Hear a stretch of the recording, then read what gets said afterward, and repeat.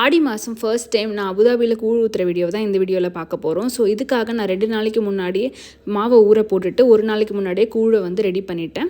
And then நம்ம வீட்டுக்கு எதிரிலே வேப்பிலை இருந்துச்சு, அவங்கக்கிட்ட கேட்டு அதையும் வாங்கிட்டு வந்து சாமிக்கு வந்து கூழ் வந்து ரெடி பண்ணியாச்சு. ஸோ மார்னிங் வந்து கூழை கரைச்சிட்டு அண்ட் தென் வந்து நான் வந்து மொச்சக்கட்டை குழம்பு போட்டுட்டு மார்னிங் சாமி கும்பிட்டாச்சு. ஸோ ஈவினிங்காக வந்து ஃபிஷ் ஃப்ரை வந்து ஷாம் ஃப்ரை பண்ணிகிட்ருக்கான்.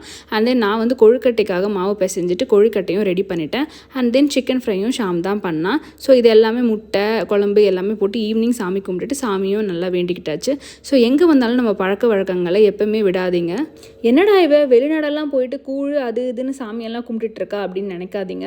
இது வந்து மோர் தென் சாமி பழக்க வழக்கங்கள் எல்லாத்தையும் தாண்டி இந்த நம்ம பாடியை வந்து ரொம்ப வந்து கூல் பண்ணும். மெயினாக அதுக்காக தான் நான் வந்து இதை வந்து செய்யணும் அப்படின்றத ரெடி பண்ணேன். அது இல்லாமல் இது அம்மாக்கள் தான் செய்வாங்க, பாட்டியில் தான் செய்வாங்க அப்படிலாம் நினச்சிட்டு இருக்க காலத்தில் நானும் இதெல்லாம் செய்ய கற்றுக்கணும். ஸோ இதெல்லாம் நம்ம செய்ய மறந்துடக்கூடாது.